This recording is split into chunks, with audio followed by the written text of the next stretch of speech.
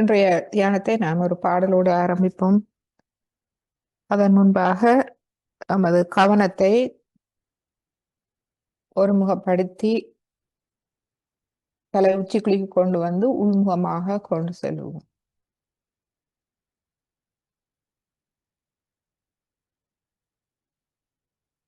எம்மை முழுமையாக வெளிப்படுத்தி இந்த எங்கும் நிறைந்திருக்கும் இந்த தெய்வீக சக்திக்கு எம்மை முழுமையாக வெளிப்படுத்துவோம். தியான நிலைக்கு செல்லுவோம். அந்நிலையில் இந்த ஆத்ம அஷ்டகம் ஸ்ரீ ஆதி சங்கராச்சாரியாரால் அருளப்பட்ட ஆத்ம அஷ்டகம் கேட்டு இன்றைய தியானத்தை ஆரம்பிப்போம். நமது இருதயத்தில் இருக்கும் ஆத்மா, எங்கும் நிறைந்திருக்கும் இந்த பொருளின் சக்தி, பரம்பொருள் எமது இருதயத்தில் ஆத்மாவாக பிரதிபலிக்கின்றார். அவருடைய சக்தி குண்டலினி சக்தியாக நமக்குள் பிரதிபலிக்கின்றது.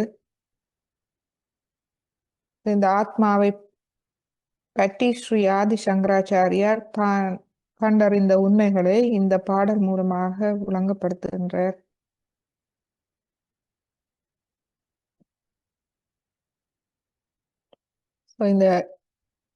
இதை நாம் தியானத்தில் கேட்டு இன்றைய தியானத்தை ஆரம்பிப்போம்.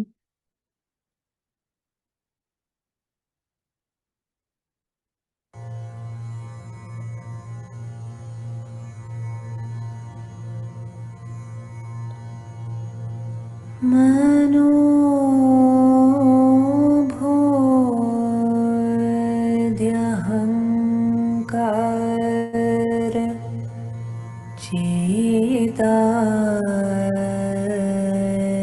चेतानेनाहं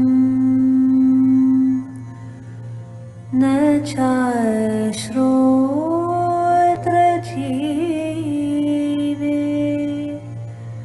न चाघ्राणनेत्रे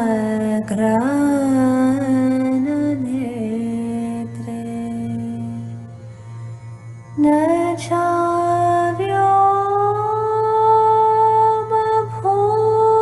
चाव्योमभूमिन तेजो न वायो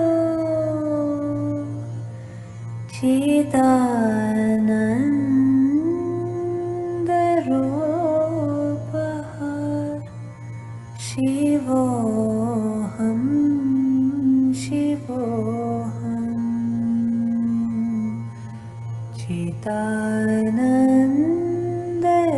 चिदानन्दरूपः शिवोऽहं शिवोऽहम् न चाप्राणसंज्ञो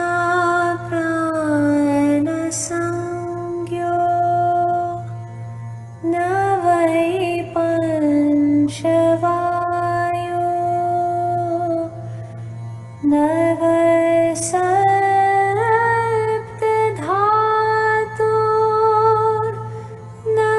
वा पञ्चकोशा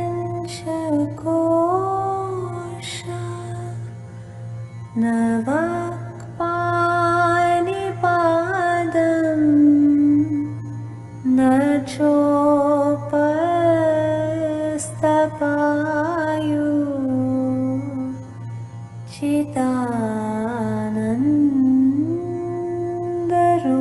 चिदानन्दरूपः शिवोऽहं शिवोऽहम् चिदानन्दरूपः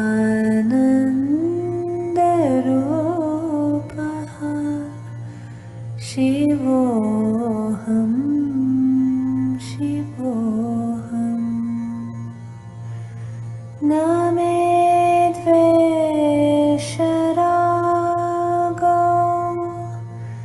न मे लोभमोहो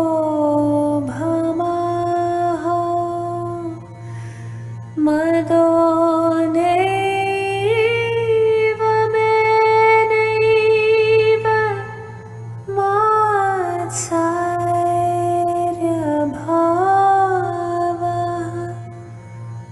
न धर्मो न छातो न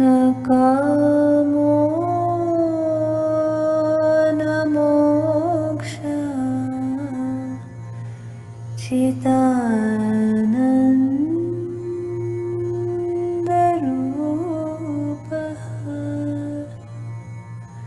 शिवोऽहं शिवोऽहम् चिदानन्दरूपः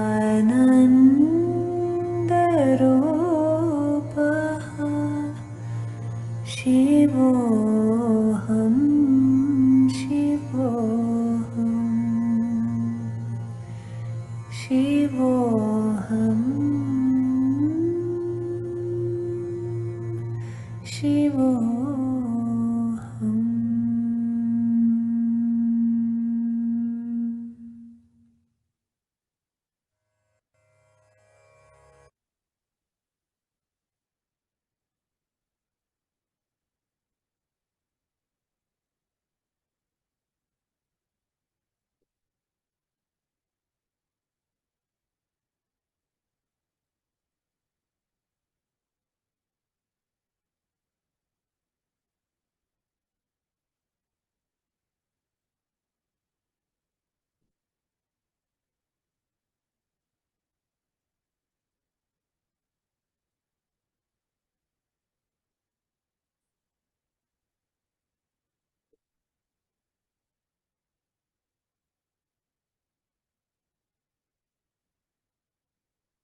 கடந்த வகுப்பில் நாம் நாபி சக்கரம் பற்றி பார்த்தோம்.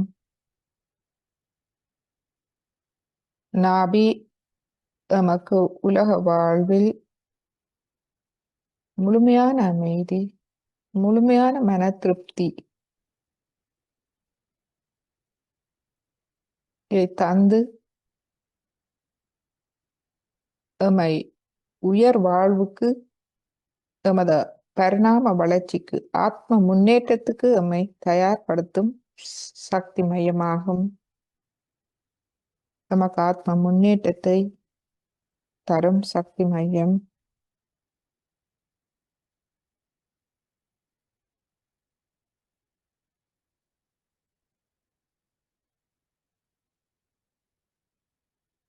எமது நாபி சக்கரமாகும்.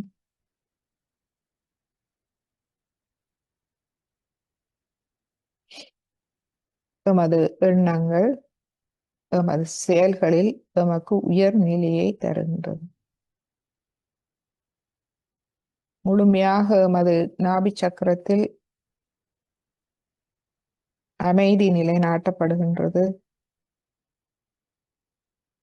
நாம் ஒரு தூய ஆத்மா, பரமாத்மாவின் ஒரு அங்கமாகும் என்ற அந்த உண்மை நமக்குள் வெளிப்படையும் போது நமக்கு முழுமையான அமைதி ஏற்படுகின்றது உலக வாழ்வில், மற்றும் முழுமையான மன நிறைவு ஏற்படுகின்றது. ஏனென்றால் நாம் ஒரு முழுமையின் ஒரு அங்கம், முழுமையே நம்மை கவனித்துக் கொள்கின்றது. எனவே முழுமையான மன நிறைவு, அமைதி ஏற்படுகின்றது.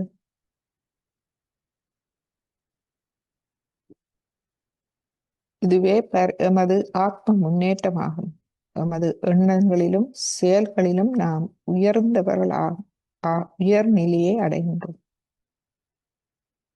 இந்த நிலை எமக்கு எவ்வாறு கிடைக்கின்றது? உண்மையில் அது குண்டலினி அன்னையின் அதிசயமே. எல்லாம் வல்ல இந்த பரம்பொருளின் சக்தி, இந்த குண்டலினி சக்தி ஆதி சக்தியாக எங்கும் நிறைந்திருக்கின்றது. அந்த சக்தி படைப்புகள் அனைத்தையும் செய்த பின்பு எஞ்சியிருந்த சக்தி அனைத்து உயிர்களிலும் இந்த குண்டலினி சக்தியாக இருக்கின்றது. அனைத்து உயிர்களையும் வழி நடத்துகின்றது.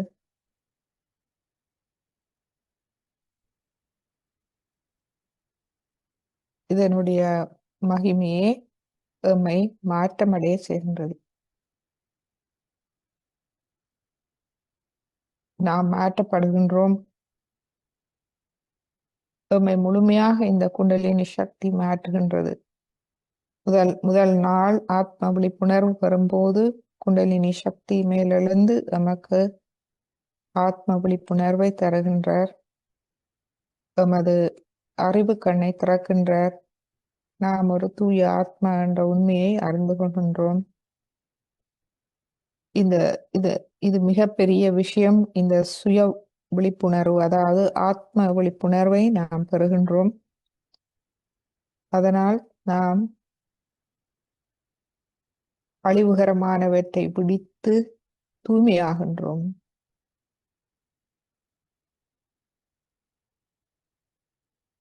எமக்குள் ஞானம் அறிவூட்டப்படுகின்றது. எமது அறிவு உறங்கிக் கொண்டிருந்த அந்த அறிவு ஒளியூட்டப்படுகின்றது. எமது தெய்வீகத்தை நாம் அறிந்து கொள்கின்றோம். அந்த தெய்வீகம், அந்த தூய்மையோடு ஒன்றாகின்றோம்.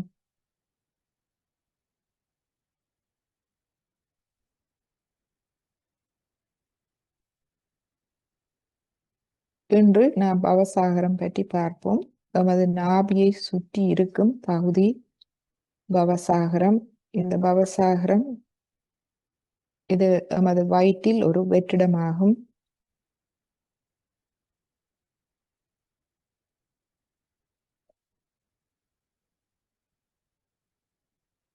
இந்த பவசாகரம் குரு தத்துவமாகும். எமது ஆன்மீக முன்னேற்றத்துக்காக, அதாவது நாபி சக்கரம் எம்மை தயார்படுத்துகின்றது ஆன்மீக முன்னேற்றத்துக்கு. மேலும் எமது பவசாகரம் எம்மை கை கொடுத்து உதவுகின்றது மேலே நாம் மேல் நிலைக்கு செல்வதற்கு.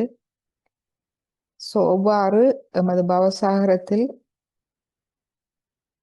தெய்வீக சக்திகள் இருந்து எமக்கு கை கொடுத்து உதவுகின்றது. எமது ஆத்ம முன்னேற்றத்துக்கான பாதையை உருவாக்க தேவையான தர்மத்தை நிலைநாட்டி, எமக்குள் அந்த தர்மத்தை நிலைநாட்ட எமக்கு தெய்வ சக்திகள் உதவுகின்றது. அவ்வாறு தேவையான எமக்கு அவசியமான தர்மத்தினை நிலைநாட்டி மனித நேயத்தை எம்மை நீதி மற்றும் ஆன்மீகத்தை நோக்கி வழிநடத்த இதுவரை காலமும் பல அவதாரங்கள் பல தடவைகளில் உலகத்தில் அவதரித்துள்ளார்கள்.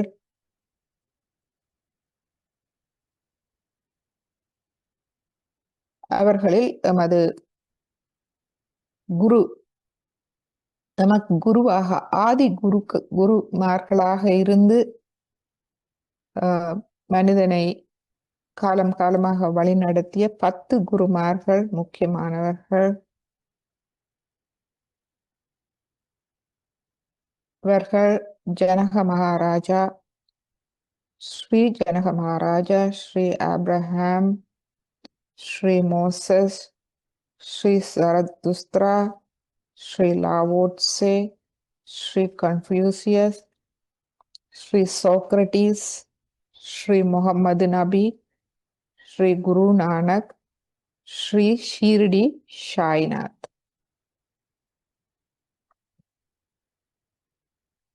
இந்த 10 பேரும்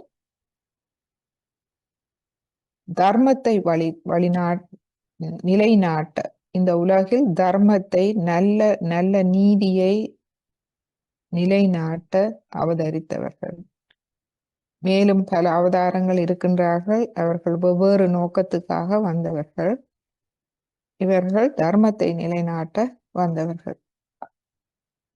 பல நாடுகளில் இவர்கள் இந்தியா மற்றும் ஈஜிப்ட், பாரசீகம், சீனா, கிரேக்கா நாடு, மெக்கா, இந்தியா என்று பல நாடுகளில் இவர்கள் அவதரித்திருந்தார்கள். இவர்களை பற்றிய விவரங்கள் நான்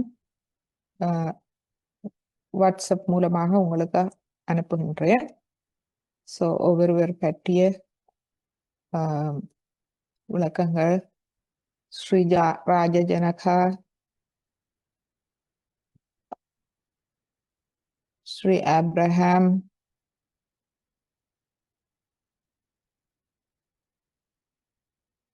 Sri Moses, Sri Zarathustra, Sri Confucius, Sri Lao Tse, Sri Socrates, Sri Muhammad நபிகள் அவர்கள், ஸ்ரீ குருநானக், ஸ்ரீ ஷிர்டி சாய்நாத். இவரே இந்த 10 குருமார்களில் கடைசியாக வந்தவர் இவர். ஸ்ரீ ஷிர்டி சாய்நாத் அவர்கள் இந்தியாவில் அவதரித்தார்.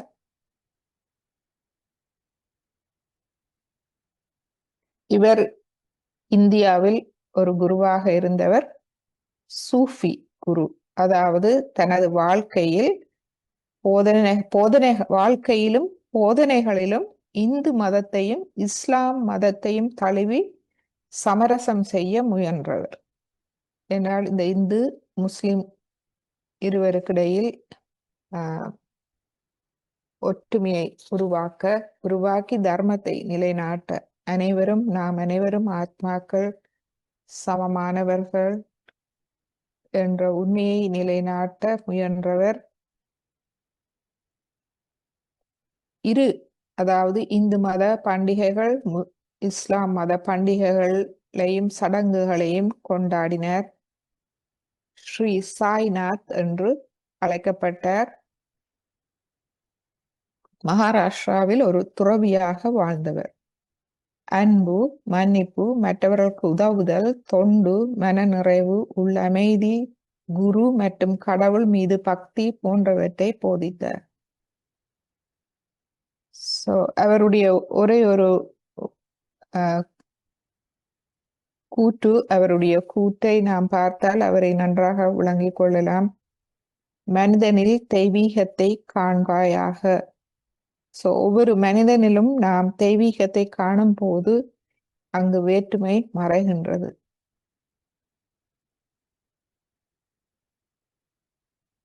சாய் யோகாவில் நாம் அனைத்து மதங்களையும் நம்புகின்றோம். நாம் அனைத்து மதங்களையும் மதிக்கின்றோம். இந்த நம்பிக்கை மூட நம்பிக்கை அல்ல. இது உண்மையான நம்பிக்கை.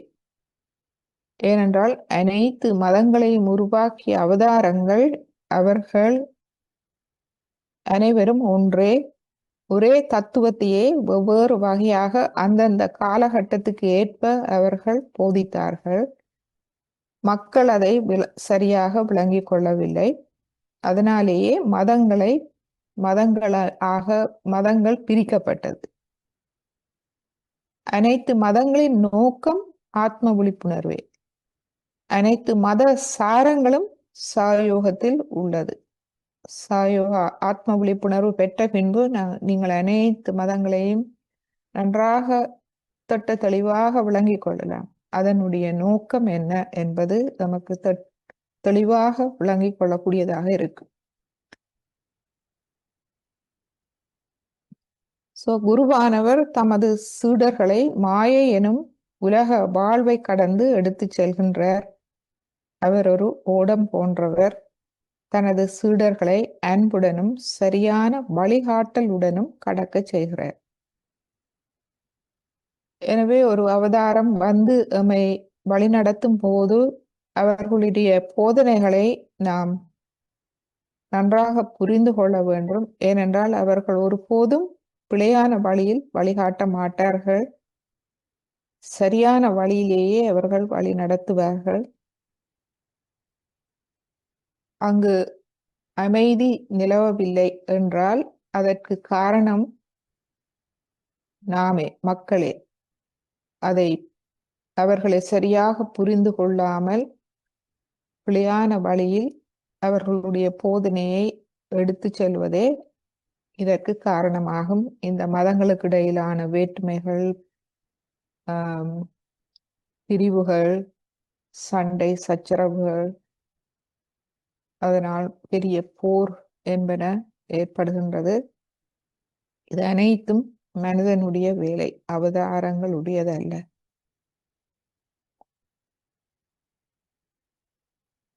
எனவே குரு என்பவர் மிகவும் உயர்ந்தவர், அதிக எடை கொண்டவர், ஈர்ப்பு விசை கொண்டவர்,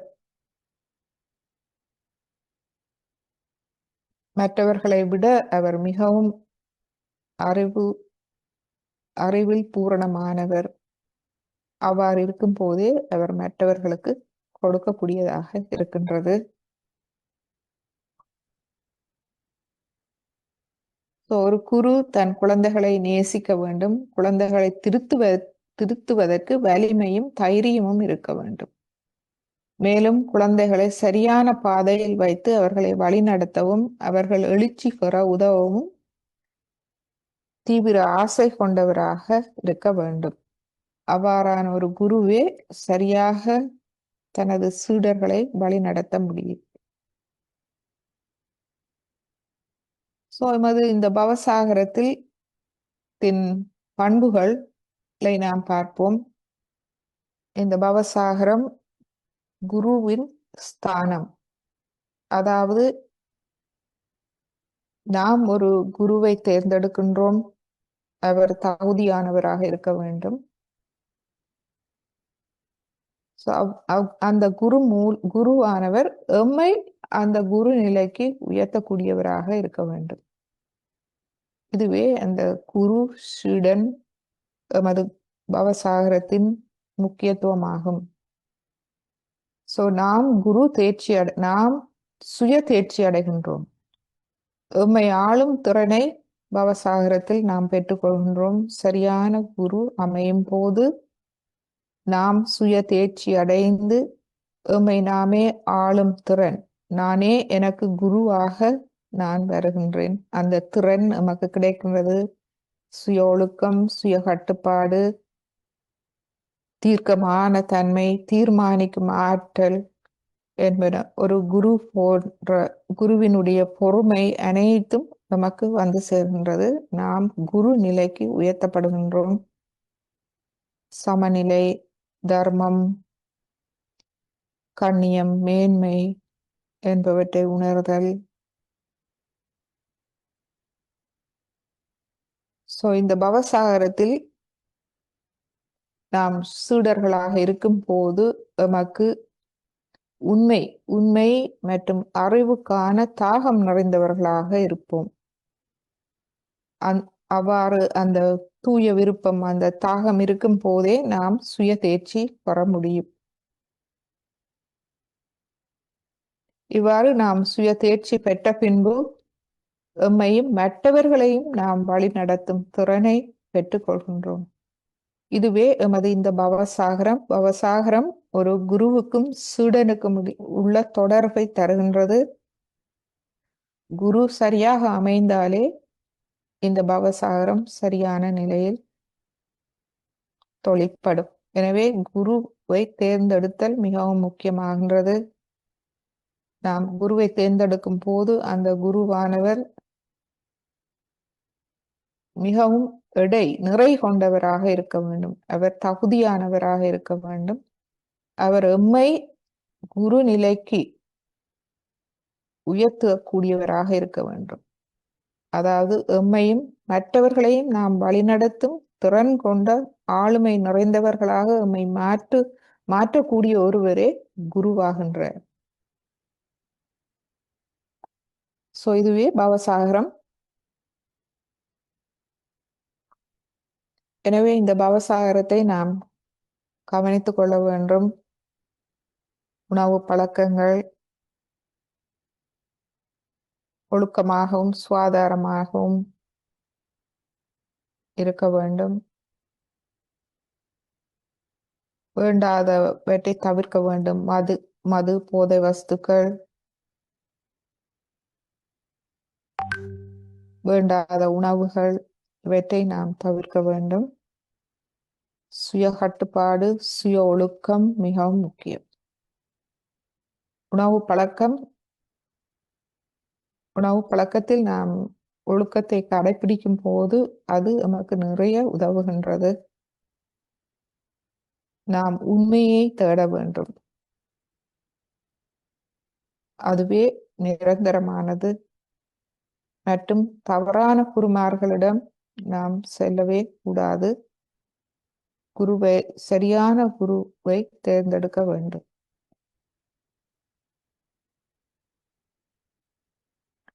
எமது கைகளில் பவசாகரம் எமது உள்ளம் கையை சுற்றியுள்ள பகுதியால் குறிக்கப்படுகின்றது. இப்பொழுது நாம் மீண்டும் எமது கவனத்தை தலை உச்சி குலுக்கி கொண்டு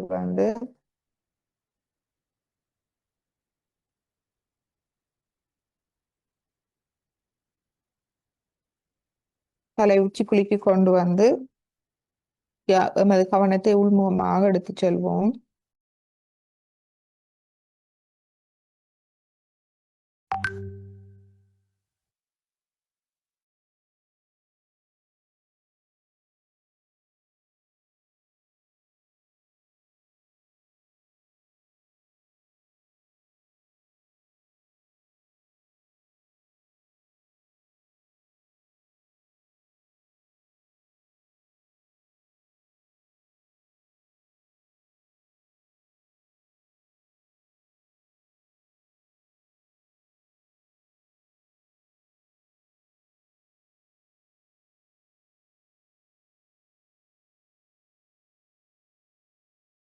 இதுவரை நாம் இந்த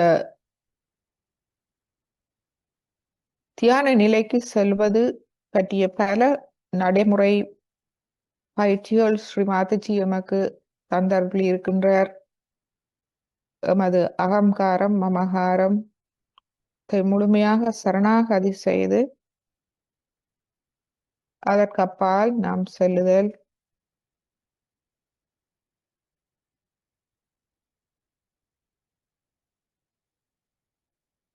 கடந்த காலம் முடிந்த ஒன்று. எதிர்காலத்தை பற்றி இப்பொழுது நாம் கவலைப்பட வேண்டிய அவசியமில்லை.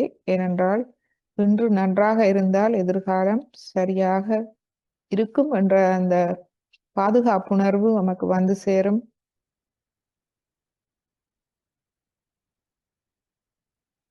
எனவே எமது மமகாரம் அகங்காரம் எமது மனக்கட்டுப்பாடுகள் அனைத்துக்கும் அப்பால்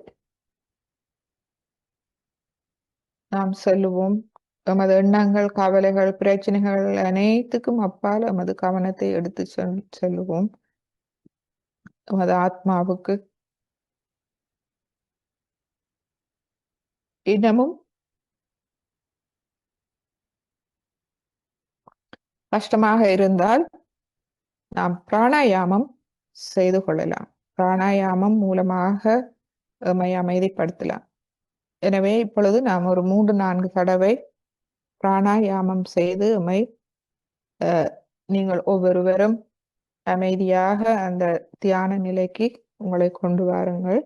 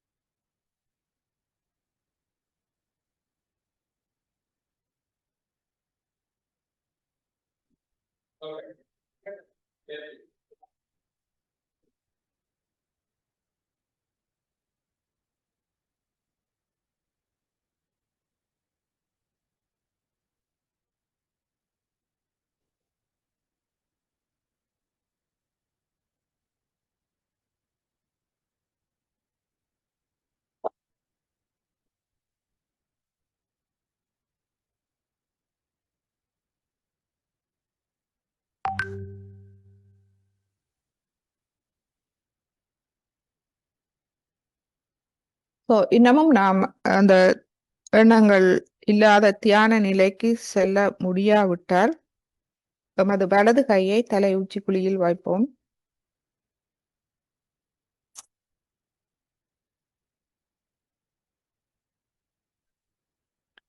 வைத்து சிறிது நேரம்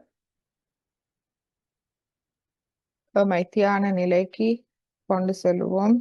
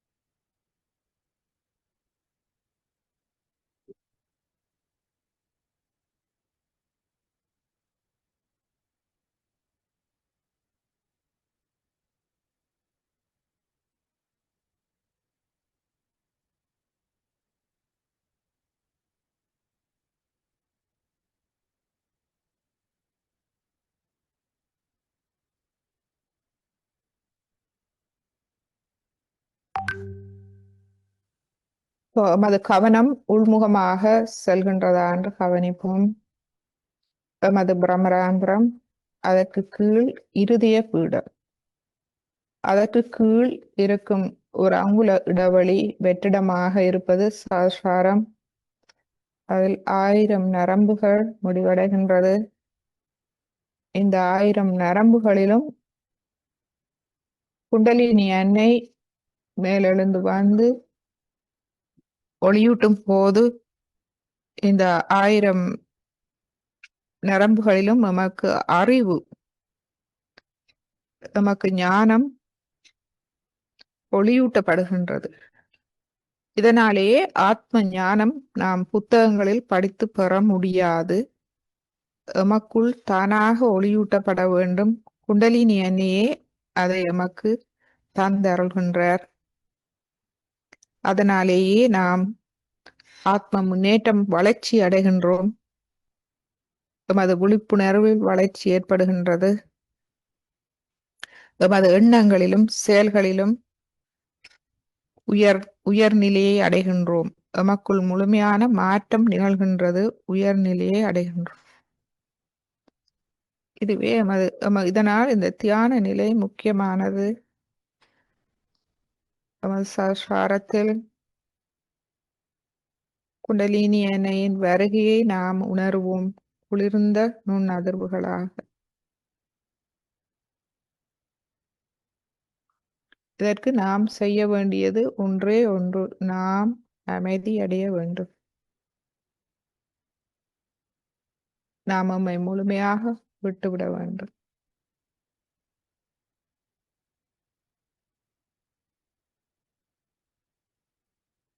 நமது மனதை முழுமையாக அமைதிப்படுத்தி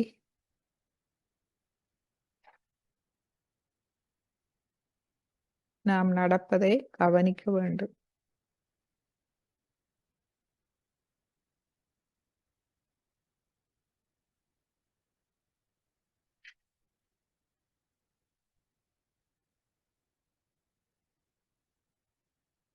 இங்கு நாம் பொறுமையோடு கவனிக்க வேண்டும். நமது வலது உள்ளம் கையை தலை உச்சி குழியில் வைப்போம். இதில் கேட்போம், ஸ்ரீ மாதாஜி, எனது ஆத்ம விழிப்புணர்வை நிலைநாட்டி தாருங்கள்.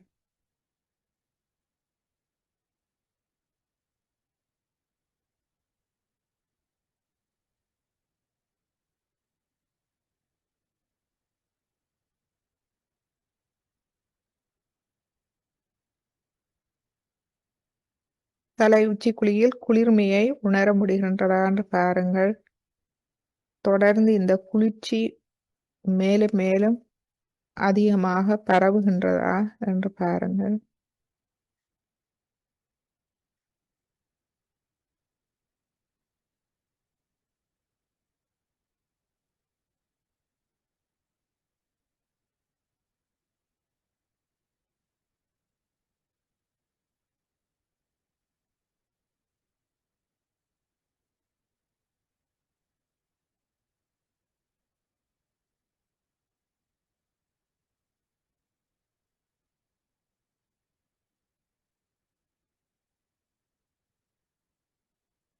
இப்பொழுது கையை ஒரு 2 அங்குல உயரத்துக்கு உயர்த்தி எடுத்து செல்வோம். நன்றாக குளிர்மையை உணர முடிகின்றதா?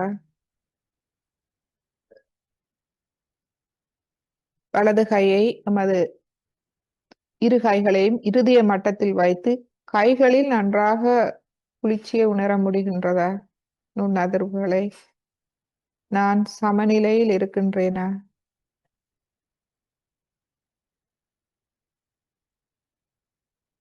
எனது மனதில் கவலைகள், பிரச்சனைகள் ஏதாவது இருக்கின்றதா? அவை அனைத்தையும் எமது இருதயத்தில் ஸ்ரீ மாதாஜியின் பாதங்களில் வைத்து எமது பிராணசக்தி எமது கவனத்தோடு ஒன்றாக விடும்போது மனசக்தியும் அமைதி அடைகின்றது, சமநிலை கிடைக்கின்றது.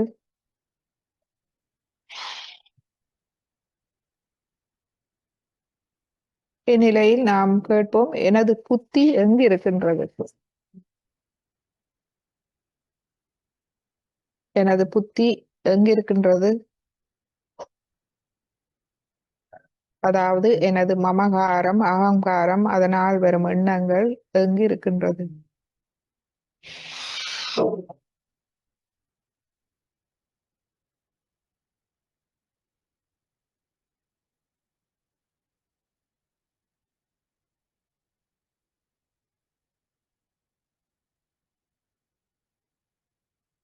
இப்பொழுது நாம் ஆழ்ந்த ஒரு அமைதியை, சமநிலையை, எண்ணங்கள் இல்லாத ஒரு தியான நிலை நமக்கு செல்ல முடிகின்றது.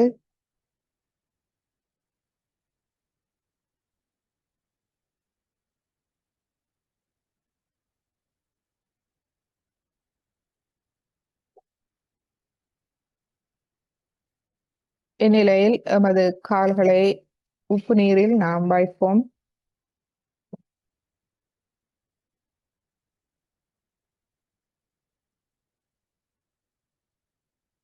எமது நாபி சக்கரத்துக்குரிய உறுதிமொழிகளை நாம் சொல்லுவோம். எமது வலது கையை எமது நாபியில் வைப்போம்.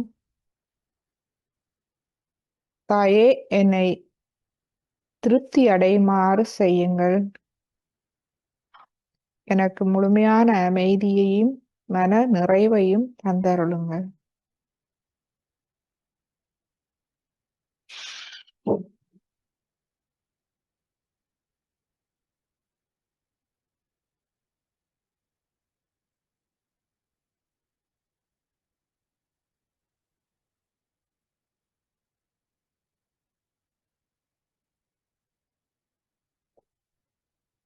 இப்பொழுது எமது பவசாகரத்தில் கவனத்தை வைப்போம்.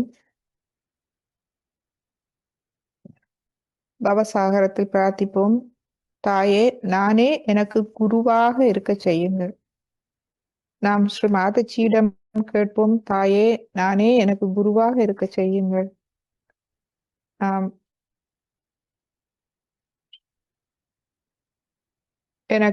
நானே எனக்கு குருவாக இருக்கும் திறனையும் அறிவையும் எனக்கு தந்தருளுங்கள்.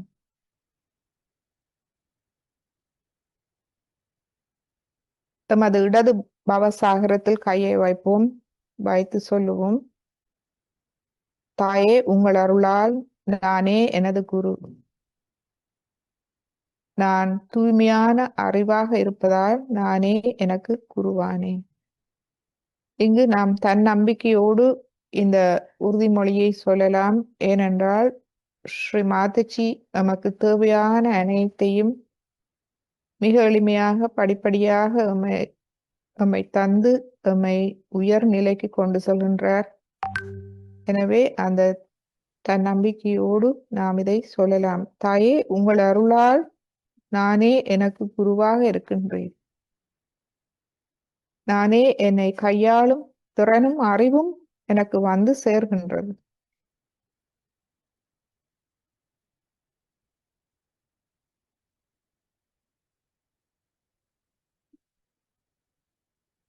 இதை நாம் கூறிய பின்பு நாம் அவதானிப்போம். நாம் இவையெல்லாம் வெறும் பேச்சல்ல, சொன்ன பின்பு என்ன நடக்கின்றது.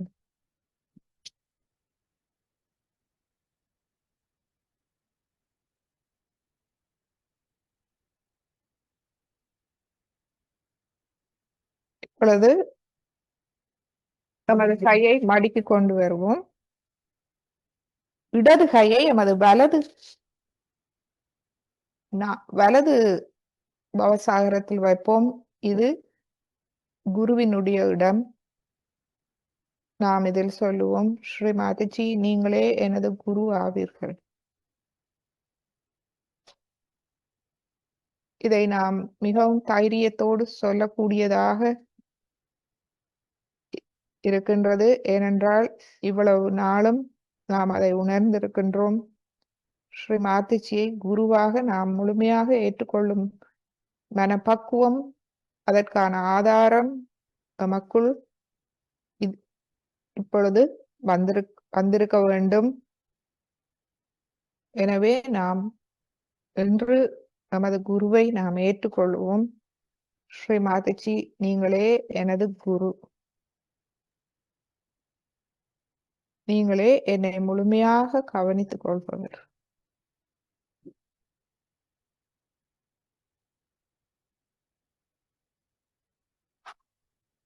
எனது கண்ணியம் நீங்கள் ஆவீர்கள்.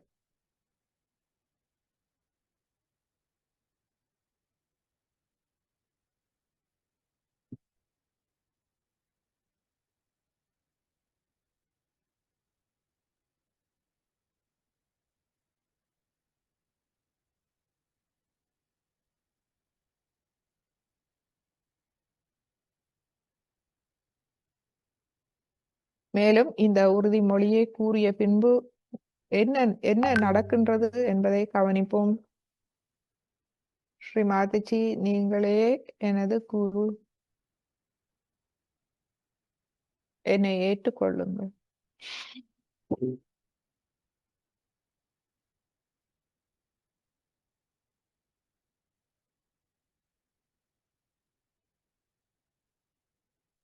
தாயே, என்னை உங்கள் சீடனாக ஏற்றுக்கொள்ளுங்கள்.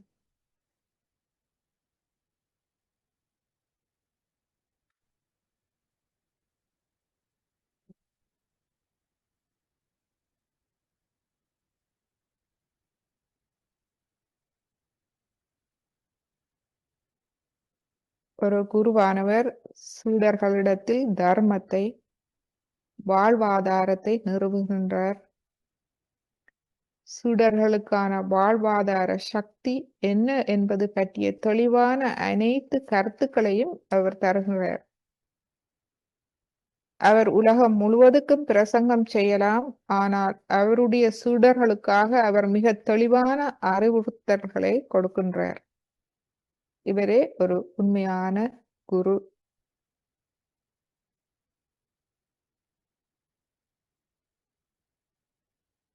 குரு மிகவும் மங்களகரமானவராக இருக்க வேண்டும். அவரை பார்த்ததுமே வாழ்வில் மங்களகரம், ஒருவரின் வாழ்வில், சீடரின் வாழ்வில் மங்களகரம், அதாவது நல்மாற்றங்கள் ஏற்பட ஆரம்பிக்க வேண்டும்.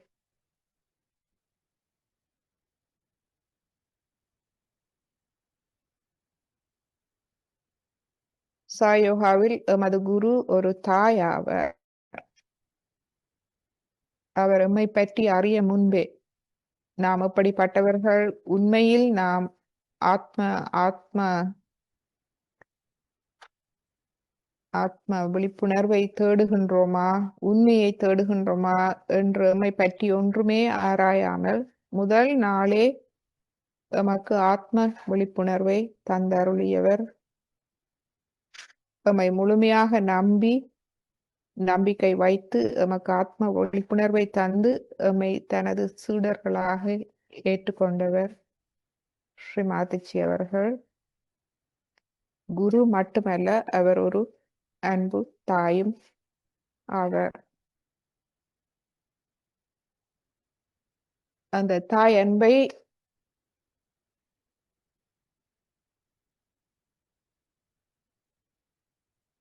நாம் உணர வேண்டும் ஸ்ரீ மாதாஜியிடம்.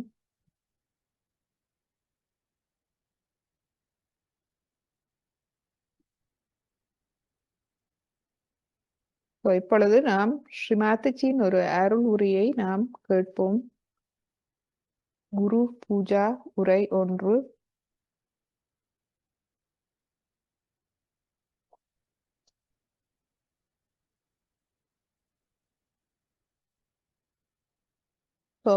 முழுவதுமாக எமது கவனம் எமது பவசாகரத்தில் இருக்கட்டும்.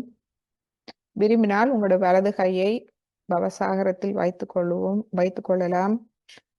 தொடர்ந்து அந்த பவசாகரத்தில் குளிர்ச்சியை நாம் உணர்வோம். உணர்ந்து ஸ்ரீ மாதாஜியின் இந்த உரையை நாம் இன்று கேட்போம்.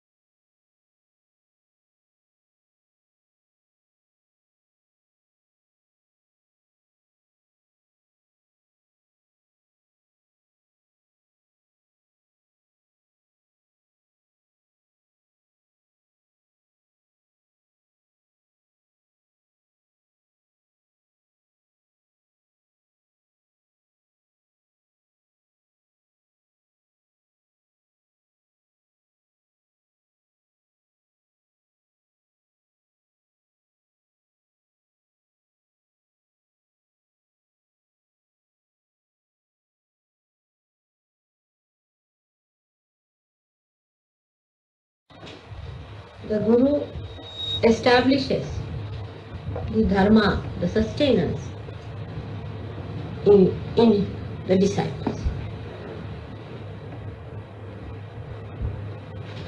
He gives all clear-cut ideas about what is the sustenance power for the disciples. He may preach for the whole world, but for his disciples, he gives very clear-cut instructions. Most of the gurus, when they do it, they actually chisel out every disciple. First they weigh what is the urge of a disciple.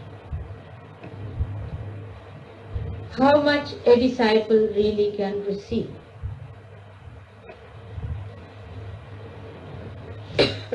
And then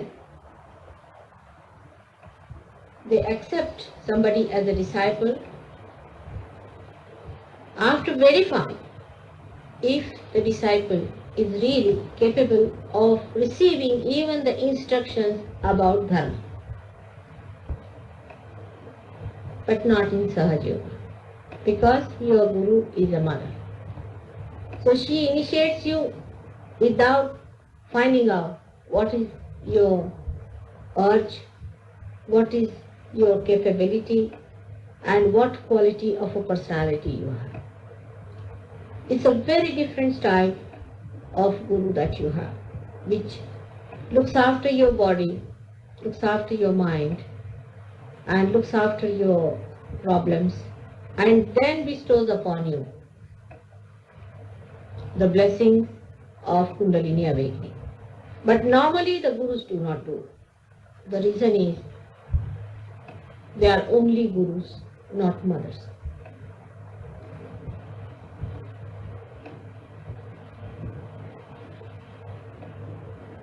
When you do the Guru Puja, what do you do really? You must understand that. That means you worship the principle of Guru in you by worshipping me.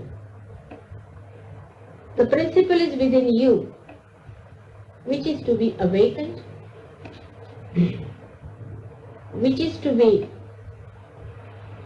blossomed, by which you become the Gurus. And the principle is that of Dharma. So, one has to know that when you are doing my puja, I would like this time really to give you that blossoming within your being, which makes you fragrant with Dharma. But as you have seen, after realization you have to be very careful. In the same way, after becoming Guru, it is even more necessary to be pure. Because as you know, that in the West, we have ego problem. The Westerners are ego-oriented. And this principle, once established, Guru means higher. Guru means the one who has more weight. Guru word is used even for magnetism. It has more weight, gravity. Such a person has much more gravity than others have. So he can teach others. He has to be a higher person. When this awakens into you, has to be sustained with complete observation within you, that you do not succumb to the ways of ego. Also, you should not have irreligious behavior, nor you should have indecent behavior. Neither you should be hot-tempered, nor should be servile, but should be in the center. You are the Guru, you are the higher personality than the rest of them. So you have to maintain a certain higher values of dignity,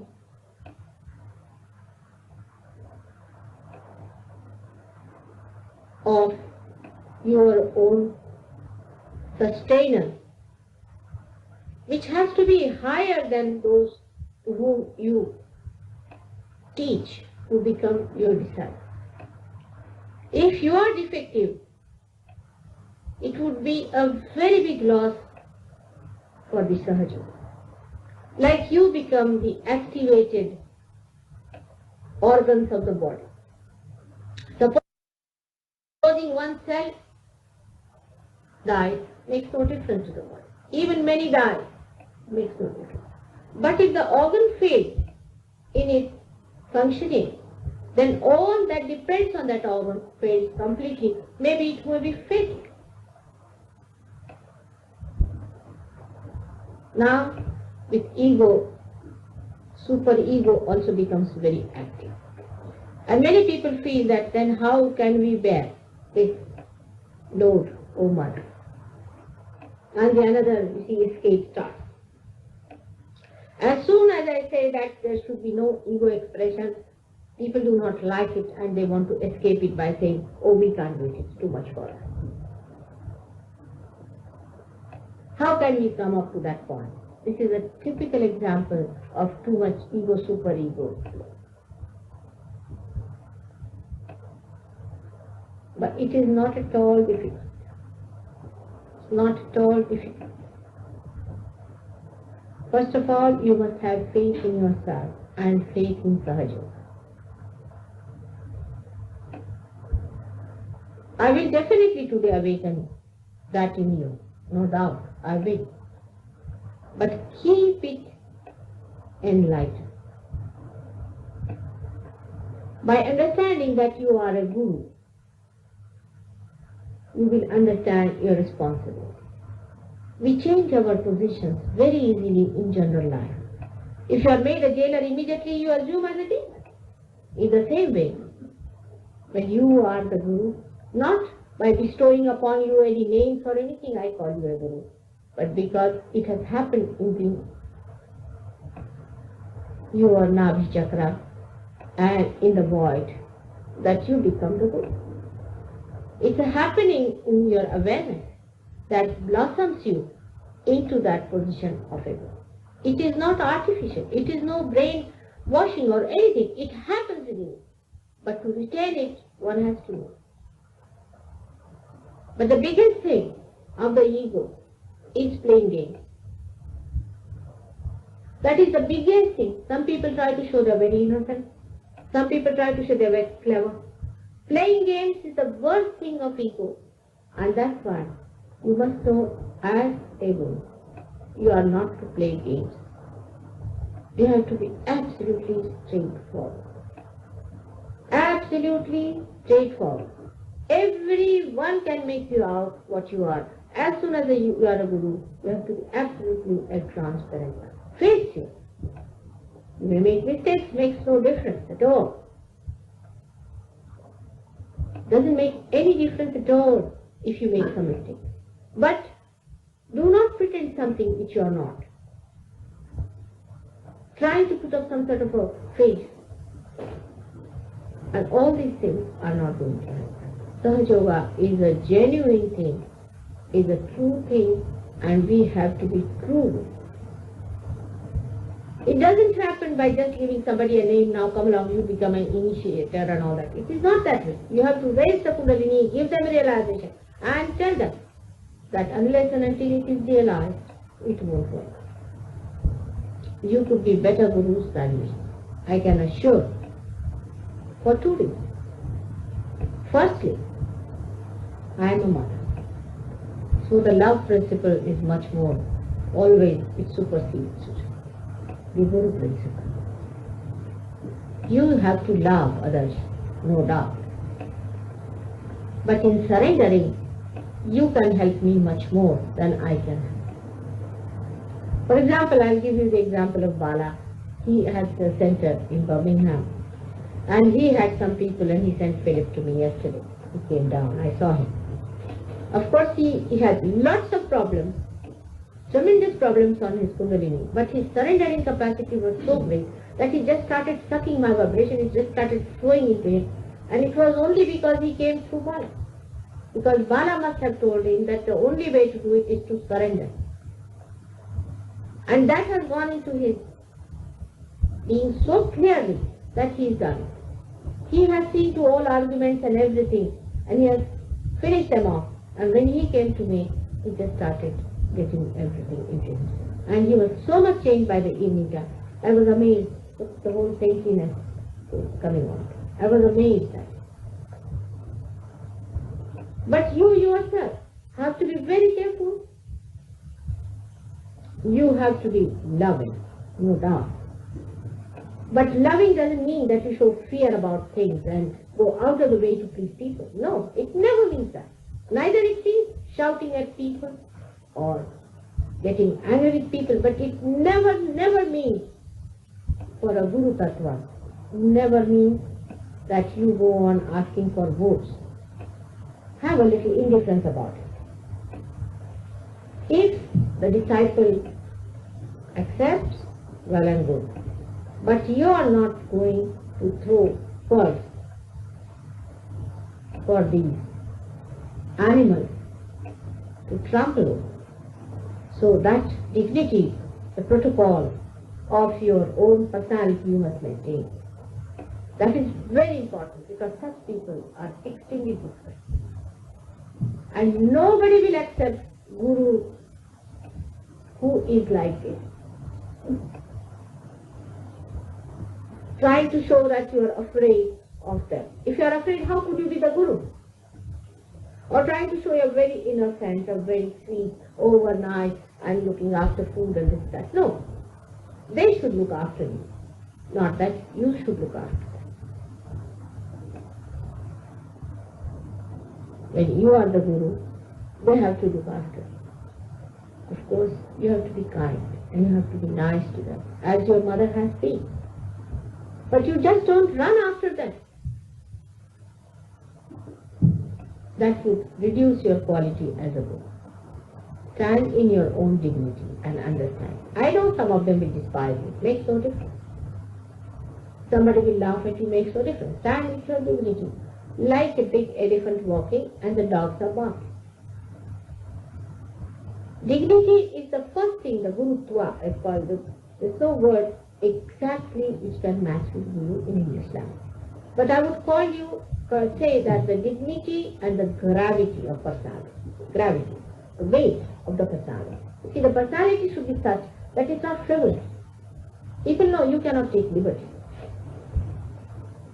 It is not frivolous. It is joy, but not frivolous. People who talk frivolously can never be good gurus. Any kind of frivolity is not good. This is the first thing you have to know. It's the gravity you must have. And second thing is dealing with your disciples. Never despise them. Despising is again Sahaja. It's a sin. Even if somebody is suffering from, say, very bad spirits, you should not despise. You can condemn, but not despise. Must understand the difference between the two. That you can condemn that this guru is bad, he's a Rakshasa, he's satanic, but you cannot despise. Despising is a very sly method. It is not meant for any Sahaja. It's most undignified. But you can clearly condemn a person is all right. You have to be clear about this point. You never despise your disciples. Love them. Give them respect. And respect them. For maybe tomorrow they may be greater gurus than you are. I respect you. And you have to respect them. And never be in competition with your disciples. Be happy when you find your disciples come up higher and higher. That is the greatest fulfillment of a guru, is to see that your disciples are rising like this. You see, they are your flowers. You are the tree. You're watching the flower side. It should be like that. While talking, you should not be very silent, nor over talkative. You see, any extreme should be given up. When you have to talk, you must talk. Talk with dignity and gravity. And with experience, with understanding. Now, supposing you have some problem, sit down in your meditation and find out. You will find out within yourself the answer. If not, you can always ask. And you'll be amazed how the powers will be flowing through. Today, in this puja, please be in a receptive mood, and it will work out. If there are some problems, some chakras that you just don't worry about them. Pay attention to how much you are receiving in. That's all. Some people have very funny ideas. Even during puja, they will go on like this. It's very bad. Even when I am speaking, they do it like this. It's all frivolous. It's a kind of a gravity a person must have. That when you are listening, you must listen with full gravity. And that is the gravity of this Mother Earth is nothing but is her awareness, is her vibration solidified. That is her gravity. In the same way, this gravity must come into us. When it comes into you, a person becomes like a magnet. Absolutely like a magnetic personality. Magnet, as it attracts people, or we can say as it attracts the eye. It doesn't attract every sort of thing. In the same way, you will be attracting the real seekers. The real seekers will come to you when they will see that magnet working. In India, many people have put signboards in their houses. Signboards that Sahaja Yoga Center. And you'll be surprised that in every corner one can do like that work, and people can join and come there, and a center can be started. Next time, of course, I will also tell you how you should, before doing anything, before starting your guru work, you must always prostrate yourself before your own guru and then do it. Because in India, even a musician also when he starts singing, first he takes his guru's name, then of his family, Gharana they call it. Means the family is Sahajoga. You should take the name of Sahajoga. And while singing the songs, you see, sometimes these gurus have composed the poems and things, and there is the name of the guru somewhere in between that. Kabir says, or somebody says. When the name comes in, they hold their ears like this. Even while dancing, they'll hold their ears like this. If you notice it carefully, they'll hold their ears. Meaning that, oh, Guru, please forgive us, we are taking your name like this, so please forgive us, oh Guru. That kind of a complete respect for the Guru has to be. If you do not give respect, you will not get respect. Respect is to be given, then it is to be commanded.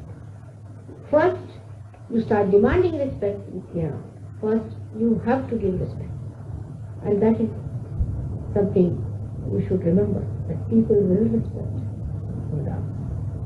Lastly, that we have to be very careful about how we behave with others and how we dress up also. It's better that you take lighter shades of clothes and more whiter shades of clothes, because that is how it is going to work out ultimately. Try to take, when you are doing Guru's job, then take to lighter colors and lighter shades. Maybe white is the best. I mean, now henceforward when you buy something, buy of genuine stuff like cotton and all that, and buy one thing like that. You can have silk in its genuine thing for when you are doing Guru's work, when you are meeting your disciples, meet them in that dress. Because white color is meant for the Satyuga, and that's what we have to wear. Only when you are dealing like a Guru, that is important, that will help you, because you must have the personality of a Guru.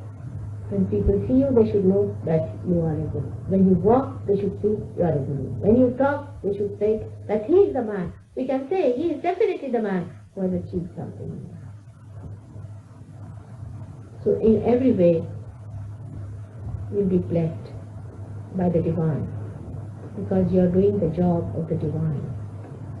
The divine is going to look after you. Everything. Only thing what you have to look after is your own dignity.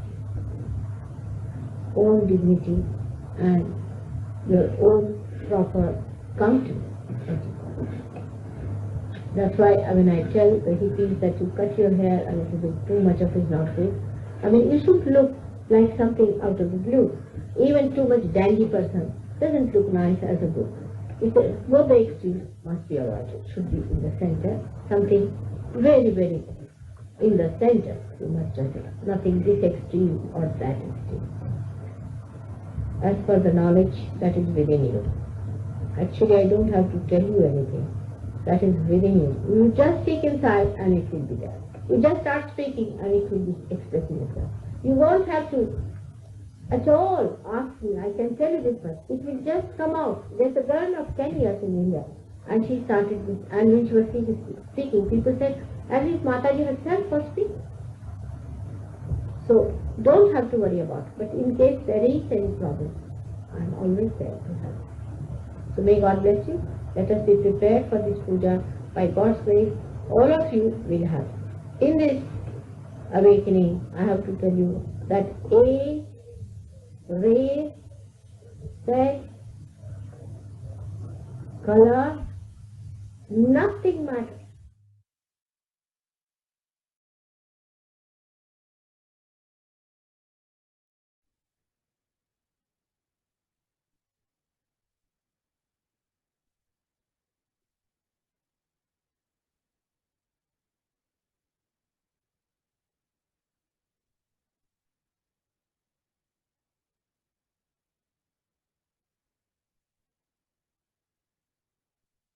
குரு தத்துவம்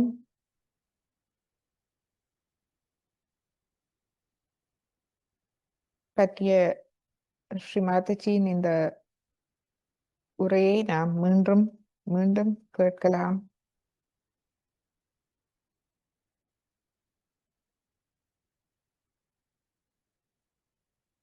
அதை முழுமையாக நாம் புரிந்து கொள்வதற்கு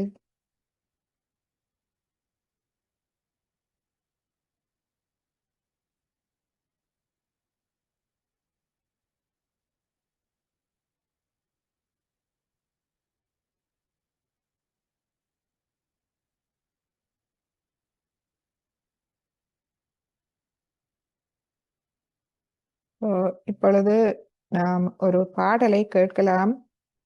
குரு பற்றிய ஒரு பாடல். இதுவும் ஸ்ரீ ஆதி சங்கராச்சாரியாரால் எழுதப்பட்டது. குரு என்றால் என்ன?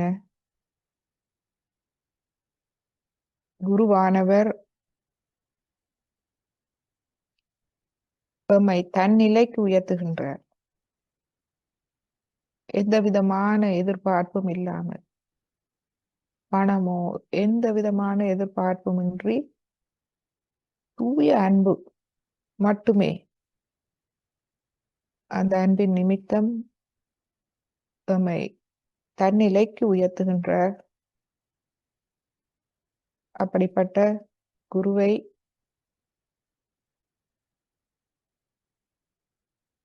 குருவின் மகிமையை கூறும் ஒரு பாடல் ஸ்ரீ ஆதி சங்கராச்சாரியாரால் பாடப்பட்டது, எழுதப்பட்டது. அதன் மூலம் நாம் குருவை அறிந்து கொள்ளலாம். எனவே இப்பொழுது அந்த பாடலை நாம் கேட்போம். பாடலை கேட்டு இன்றைய தியானத்தை நாம் முடித்துக் கொள்வோம்.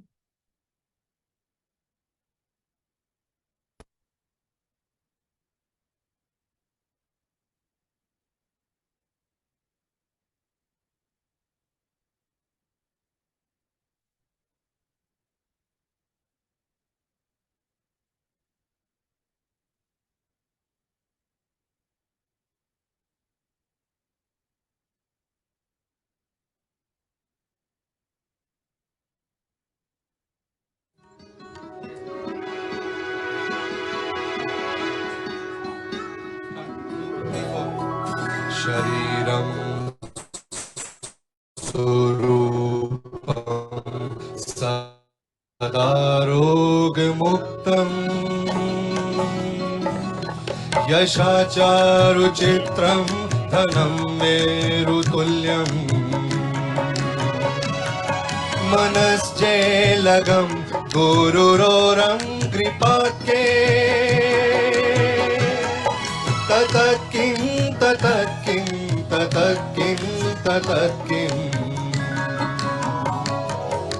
जय माता जी, जय माता जी, जय माता जी।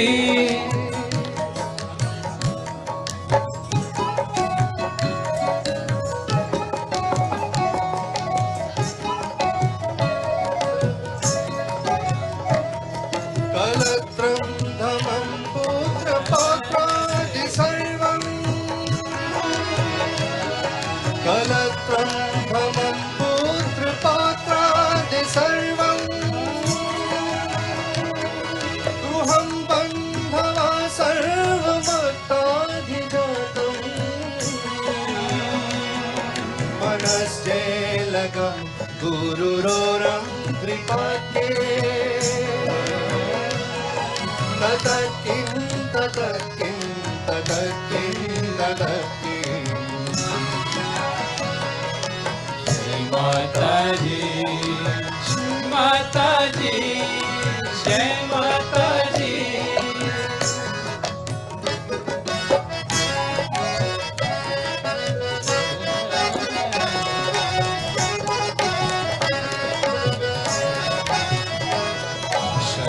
शतङ्गादिवेदो मुखे शास्त्रविद्या कवित्वादिगाढ्यं सुपद्यं करोति मनश्चेलगं गुरुरोरं कृपात्ये ततत्किं ततत्किं ततत्किं ततत्किं।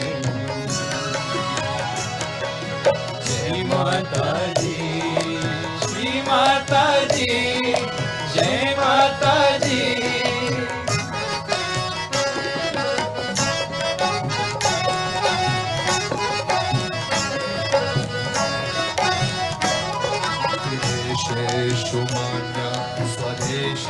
सर्वभूतेषु धान्या सदाचारवृत्तेषु मतो न चान्या मनश्चलः गुरुरोरङ्घ्रिपाते ततः किं ततः किं ततः किं ततः किं जय माता दी श्री माता जी जय माता जी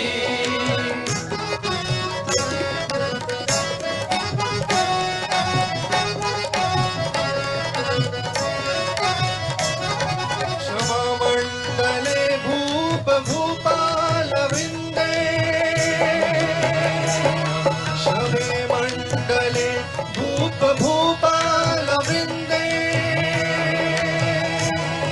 सदा सेवितं व्यासपादारविन्दम् मनश्चेलकं गुरुरोरङ्घ्रिपाते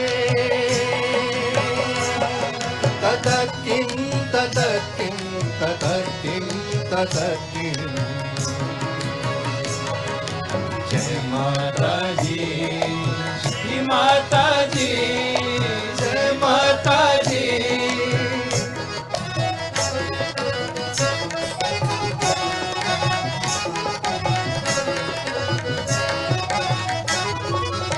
दशेकतं भिक्षुदान प्रतापा जगत्तु सर्वं करेयात्मसदा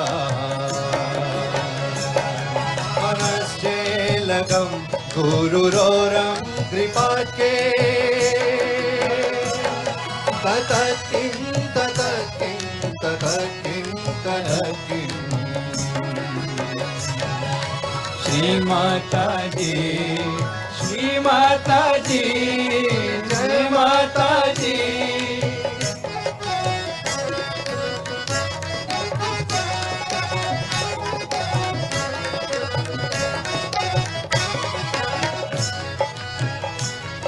न भोगे न योगे ववाजे मेधे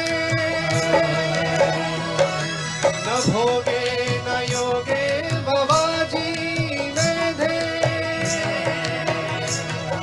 न कान्ता सुखेनैव वित्तेषु चित्तम् मनश्चेलकं गुरुरोरङ्घ्रिपाते ततः किं ततः किं ततः किं ततः किं जय माता जी श्री माता जी जय माता जी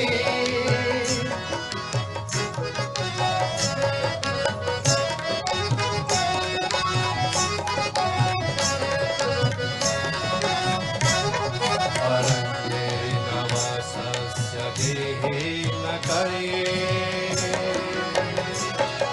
न देहे मनोवर्तते मनश्चेलकं गुरुरोरङ्घ्रिपाते ततः किं ततः किं ततः किं ततः किं जय माता जी जय माता जी जय माता जी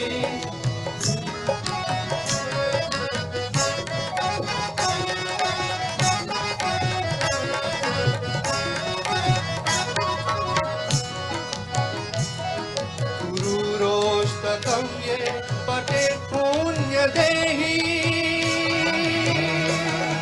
गुरुरोष्टकं ये पठेत् पुण्यदेहि यदि भूपति ब्रह्मचारी च गिरिः लभेद्वाचितार्थ पदं ब्रह्म संज्ञम् गुरुरुक्तवाक्ये मनुयस्य लग्नम् मनश्चेलकं गुरुरोरङ्घ्रिपाते ततकिं ततकिं ततकिं जय माता दी जय माता दी जय माता दी जय माता दी जय माता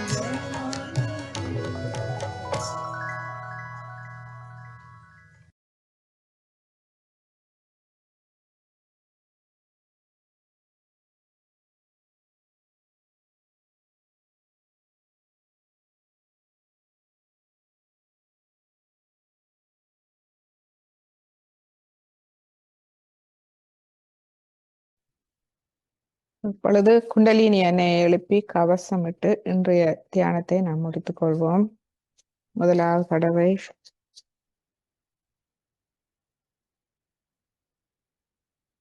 இரண்டாவது தடவை மூன்றாவது தடவை கவசம், மூலாதாரம், சுவாதிஷ்டானம், நாபி, பவசாகரம், இருதயம், விசுத்தி, ஆக்யா, சஹஸ்ரார. இரு கைகளையும் கூப்பி ஸ்ரீமாதிஜியை வணங்கி எமது இதயபூர்வமான நன்றிகளை அன்னைக்கு தெரிவித்து இன்றைய தியானத்தை நாம் முடித்துக் கொள்வோம். எம்மோடு இன்று ஃபேஸ்புக்கில் இணைந்து கொண்ட அனைவருக்கும், ஃபேஸ்புக் மற்றும் ஜூம் மூலமாக இணைந்து கொண்ட அனைத்து அன்பர்களுக்கும் அன்பான வணக்கங்களும் நன்றிகளும். உங்களுடைய